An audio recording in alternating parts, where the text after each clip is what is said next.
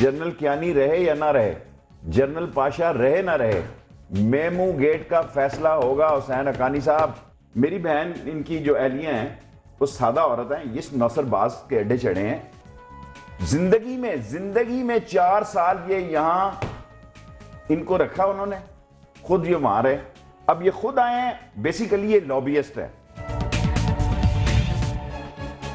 حسین حقانی صاحب کے معاملے کا اختتام کیا ہوگا؟ شیخ رشید صاحب وقفے پہ جانے سے پہلے بھی ہم سے ایک دفعہ پھر یہ بات کہہ رہے تھے کہ ان کو پورا یقین ہے کہ حسین حقانی صاحب کے اوپر جو الزامات لگائے ان میں کوئی نہ کوئی حقیقت موجود ہے، مگر حسین حقانی صاحب بار بار یہ بات کہتے ہیں کہ وہ اپنے آپ کو پیش کر چکے ہیں، اپنا تمام ڈیٹا پیش کر چکے ہیں اور وہ چاہتے ہیں کہ ان کو انصاف ملے۔ ایک دفعہ پھر سن لیجئے، بلکہ آگے انہوں نے آج جو انٹرویو دیا اس میں ان سے جب یہ پوچھا گیا کہ منصور اعجاز نے جو ثبوت پیش کیا اس کے مقابلے میں وہ کیا پیش کر سکتے ہیں، وہ بھی سن لیجئے شیخ صاحب انہوں نے کیا کہا۔ بنیادی طور پر میمو منصور اعجاز صاحب کی اختراع ہے۔ وہ ایک امریکی شہری ہیں، انہوں نے ایک امریکی شہری جنرل جونز کے ذریعے ایڈمرل ملن کو یہ میمو بھیجا اور اس کے بعد کسی مرحلے پر یہ طے کر لیا کہ وہ اس کے اندر مجھ کو بھی کسی طرح سے ملوث کریں گے۔ کیونکہ معاملہ عدالتی کمیشن میں ہے، اس لیے میں اس کی قانونی تفصیلات میں نہیں جاؤں گا اور اس موضوع پر صرف اپنے وکلاء کو بولنے دوں گا۔ میں صرف یہ کہوں گا کہ میں نے پہلے دن سے یہ کہا ہے کہ نہ میں نے میمو لکھوایا، نہ میں نے لکھا، نہ اس کے پہنچانے میں کوئی کردار ادا کیا۔ رہ گیا سوال یہ ڈیٹا وغیرہ کا، تو یہ وہ حربے ہیں جس کے ذریعے پاکستان میں رائے عامہ کو متاثر کرنے کی کوشش کی جا رہی ہے۔ خود منصور اعجاز صاحب کے بیان کے مطابق ان کو میمو فون پر لکھوایا گیا تھا، تو فون پر لکھوائے گئے میمو کا کوئی ڈیٹا ان کے پاس علاوہ اس کے نہیں ہو سکتا کہ فون کال کتنے بج کر کتنے منٹ پر آئی اور کتنے بج کر کتنے منٹ پر ختم ہوئی۔ آخر میں بات ڈیٹا پر نہیں، اس بات پر طے ہوگی کہ منصور اعجاز صاحب کی سچ بولنے کی صلاحیت کتنی ہے۔ آخر میں بات ڈیٹا پہ بھی نہیں، سچ پہ ہوگی۔ وہ پہلے دن سے کہہ رہے ہیں ایک بات، آپ پہلے دن سے کہہ رہے ہیں ایک بات، شیخ صاحب ثبوت ہیں تو پیش کریں نا۔ پھر میں تو نہ مدعی ہوں، نہ مجرم ہوں، نہ ملزم ہوں، نہ گواہ ہوں۔ میں اس شخص کی سرش سے واقف ہوں، اس کے خمیر سے واقف ہوں۔ یہ جب سری لنکا میں تھا اس پر یہی الزام تھا کہ اس نے سیکریٹس جو تھے ملکی سلامتی کے وہ ایل ٹی ٹی کو دیے، اور جب ایک ڈیل چل رہی تھی جس کا میں ذکر نہیں کر سکتا، اس نے ایل ٹی ٹی کے وہ جو ثبوت تھے وہ امریکنز کو دیے۔ تو شیخ صاحب سزا کیوں نہیں ملی پھر؟ دیکھیں سزا پھر یہ اس نے ریزائن دے دیا۔ دیکھیں یہاں جو اس نے یہاں کیا یہ اس نے سری لنکا میں کیا۔ اور آپ بنیادی طور پر دیکھیں جب یہ آپ یہ کہہ رہے ہیں یہ مسئلہ 2 شخصوں کا مسئلہ نہیں ہے، ایک بہت بڑا ادارہ جو ہے وہ اس شخص نے سٹیک پہ لگا دیا ہے۔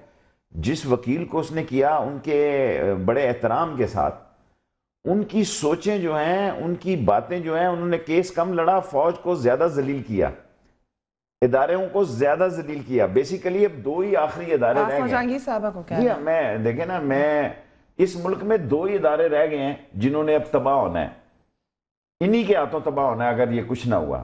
کوئی فوجی نہیں آ رہا تھا اس ملک میں، نہ آ سکتا ہے، حالات ان کو بہت اچھی طرح پتہ ہے۔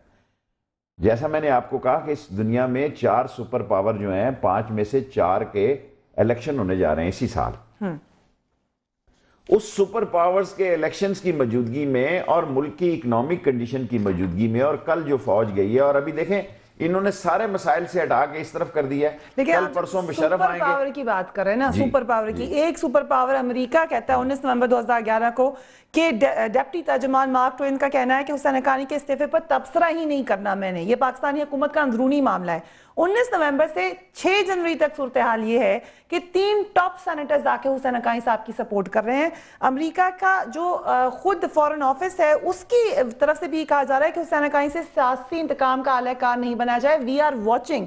یہ آج بھی چھپا ہوا ہے کہ وہ کہتی ہیں کہ while it's obviously an internal matter for Pakistan and we respect Pakistan's constitutional and legal process, we expect that any process for resolving the matter of Ambassador Haqqani will proceed in a way that is fair and transparent۔ امریکہ کہہ رہا ہے ہم بھی چاہتے ہیں آپ fair اور transparent کام کریں۔ دیکھیں یہ تو بہت، میرا خیال ہے ابھی انہوں نے اس سے بھی آگے جائیں گے I'm sure۔ اگر وہ ریمنڈ ڈیوس کے لیے پریزیڈنٹ USA، میری ساری سیاسی زندگی میں یہ کوئی کہیں نہیں لکھا ایک آدمی جو 2 انسانوں کے قتل کا مجرم ہو یا ملزم ہو، مجھے یہ نہیں پتا ایکیوز کو کیا اور اس کو کیا کہیں گے آپ، مجرم اور ملزم، اس کے لیے پریزیڈنٹ اوباما خطاب کرے۔ This never happened in the history of USA۔ یہ دیکھیں اس خطے میں امریکہ کے لیے بہت بڑا مسئلہ ہے, یہ اس کی سپلائی لائن کھولیں گے, یہ اس کی سپلائی, لیٹ می سے, انہوں نے وہاں سے نکلنا ہے. کتنے ٹریلین ڈالر امریکہ نے اپنے خرچے سے کم کیے ہیں. They are entering in election campaign. لیکن ریمنڈ ڈیوس امریکن شہری تھا, وہ امریکہ آیا ہوا ہے, اس کی مسز بھی امریکن, اس کی دیکھیں اس امریکن میں دیکھیں اس ملک کی بڑی بدنصیبی ہے. ہماری ملک کی بدنصیبی ہے کہ ہمارے لوگ ذرا جو تھوڑا اب کیا کہیں جی, کیا کہیں, یہاں لائیو پروگرام ہوتے ہیں, دل جلتا ہے کہ یہاں ہمارے دور میں بھی Shaukat Aziz green card holder آیا, میں نے بھری پارلیمنٹ میں یہ کہا کہ جناب یہ گرین کارڈ ہولڈر ہے, یہ آپ پوچھ لیں جتنے ایم این اے آپ وزیر بھی بیٹھے ہیں میرے مخالف ہیں. I was the only voice. اگر یہ بات صرف اس حد تک ہوتی کہ ایک چٹھی سجنوں کے نام لکھ دی ہے کسی نے, آپس میں یہ فرینڈ ہیں, فرینڈ نے فرینڈز کو لکھی ہے, دیکھیں اس میں بہت سارے اور رازداروں. لیکن شیخ صاحب ہو سکتا ہے اتنی بات ہی ہو, دوستیاں ہوتی ہیں انسان کی جب ایک ملک میں رہتا ہے, ہو سکتا ہے انہوں نے اسی طریقے سے لکھ دیا. دیکھیں اگر تو کسی نے اتنا کچا ہاتھ ڈالا ہے, پھر میں سمجھتا ہوں جہاں ان پر آگے اتنے ملبے ہیں, یہ بھی ایک ملبہ پڑے گا اور یہ ملبہ نہیں سہا جا سکتا. لیکن پھر یہ بات جو وہ کہتے ہیں سازش ہو رہی ہے میرے خلاف, وہ کہتے ہیں سازش ہو رہی ہے میرے خلاف. یہ کتنا اہم ہے, ایک نوکری کا بھوکا آدمی, ایک نوکری کے لیے یہ راشد عزیز جو کیا جرنل کے باہر بیٹھا رجسٹر لے کے بیٹھتا تھا بیماریاں دیکھنے کے لیے لوگ کے کون سا وزٹر آیا کون سا نہیں آیا. دیکھیں اس کا سیٹ ٹارگٹ ہے, اسلامی جمعیت طلبہ سے شروع ہوا کراچی یونیورسٹی سے, اور نواز شریف الیکشن کمپین کا, میڈیا کمپین کا یہ انچارج تھا, اور میڈیا کمپین کے انچارج سے پھر اس نے جب دیکھا کہ یہ صورتحال ایسے نہیں بن رہی, ایک نئے ٹرینڈ میں بدل رہی ہے, ایکسپوز ہو گیا, نواز شریف صاحب آ گئے. پھر جو نئی صورتحال بنی, آپ یقین جانیں میں آن اوتھ کہہ سکتا ہوں کہ اس کو تھنک ٹینک میں ڈلوانے والے D G I S I general Ehsan صاحب تھے. میں اس وقت بھی مخالف تھا, میں مشرف کے دور میں بھی مخالف تھا اس کی کمپنی کو. شیخ صاحب لیکن آپ نے یہ بھی کہا تھا آپ کے پاس ثبوت ہیں, آپ نے کہا تھا میں جلسے میں بھی پیش کروں گا, جو ثبوت ہے سارے میں نے ثبوت دیے. دیکھیں میں ایز اے پولیٹیکل ورکر, میں نے ایبٹ آباد کمیشن کو, اگر آپ مجھے کہیں, اس دن میری گاڑی میں تھے, میں نے وہ دے دی. اگر نیکسٹ ٹائم کبھی میں آیا آپ مجھے یہ یاد کرائیے گا, میں ساتھ لے کر آؤں گا. آپ نے میرے پروگرام میں کہا تھا, فوزیہ وہاب صاحبہ بھی تھی اس کے اندر, آپ نے کہا تھا میرے پاس ثبوت تمام موجود ہے. مجھے پتہ نہیں تھا کیونکہ اس ملک میں ہر 24 گھنٹے کے بعد نیا کیس آ جاتا ہے, اور وہ کہیں اس لیکن ملک کیا ثبوت ہے کیا آپ کے پاس کہ پریزیڈنٹ نے انسٹرکشنز جاری کی پرائم منسٹر کو کہ اس شخص کو امپاورڈ کیا جائے کہ یہ جتنے ویزے دینا چاہے اس کو لاؤ.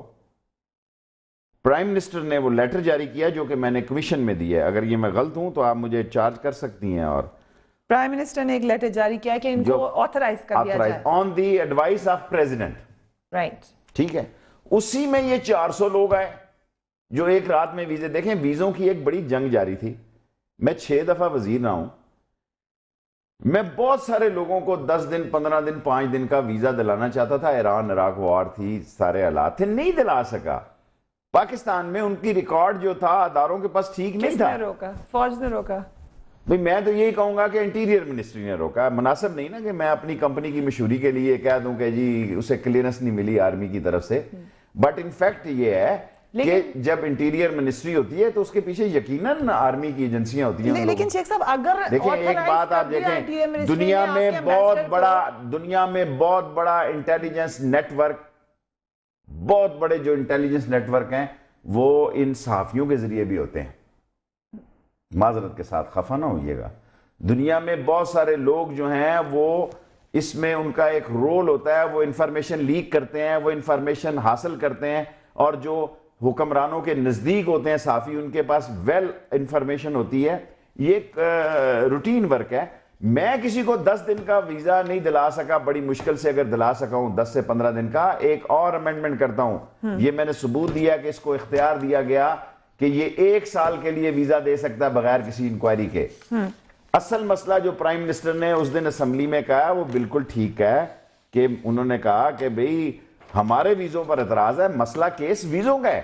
اسی ویزوں میں یہ اقبال اور عمران اور عامر اور یہ افریدی, شکیل افریدی, اور ان کے ساتھ جتنا save Pakistan, save the children کے جتنے لوگ آئے, جتنے لوگ آئے ان دنوں میں وہ اپنی کاروائی اب کیوں ختم ہو گئے اتنے لوگ دیکھیں جب ان کو مختلف جگہوں صاحب وقفے کی طرف جانا پڑے بریکنگ سٹوری آ رہی ہے لیکن بات یہ ہے کہ اگر آتھرائز بھی کر دیا انٹیریئر منسٹری نے ایک امبیسڈر کو تو ایک لیگل طریقے سے آتھرائز کیا اس میں مسئلہ کے ذرا وقفے کے بعد بات کریں گے کیپ واچنگ نیوز فیڈ